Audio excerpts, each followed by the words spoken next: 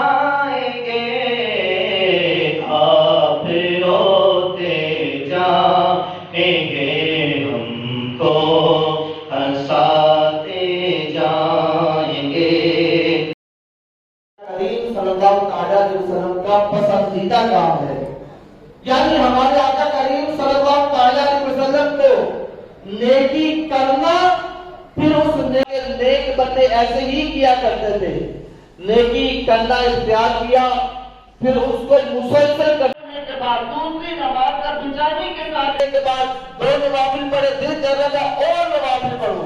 تلاوت قرآن مجید کر رہا ہے، تلاوت قرآن مجید ایک رکوع پڑھا، دل کر رہا ہے دوسرا بھی پڑھو، آدھا پارا پڑھا، دل کر رہا ہے مکمل پارا پڑھو۔ تراویح پڑھنے کے لیے آیا، ٹائم کم تھا، ارادہ یہ تھا آج ہی پڑھ لو، لیکن اتنا مزہ محسوس ہوا، بندہ کہتا ہے پوری تراویح پڑھے بغیر جانا ہی نہیں ہے۔ تو میرے پیارے اور محترم اسلامی بھائیوں، یہ ہے عبادت کی لذت، عبادت کا مزہ، اور اس کے اوپر استقامت اختیار کرنا، استقامت کے ساتھ عبادت کرنا، یہ ہمارے آقا کریم صلی اللہ علیہ وسلم کو پسند ہے۔ ہم اپنے اسلاف کی کتابوں کے اندر دیکھیں، ان کا جائزہ لیں، ان کی سیرت کے پکے حافظ تھے، قرآن پاک بہت اچھا ان کو یاد تھا۔ حضرت عثمان غنی رضی اللہ تعالیٰ عنہ، آپ کو اس پر استقامت ملی کہ آپ رضی اللہ تعالیٰ عنہ نے کس طرح زندگی گزاری، ان کی سیرت پر پڑھے، پھر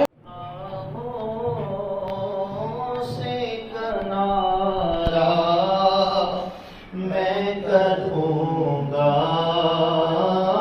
یا رب نیک کب اے میرے اللہ آمدوں گا یا رب کب گناہوں کے مرض سے میں شفا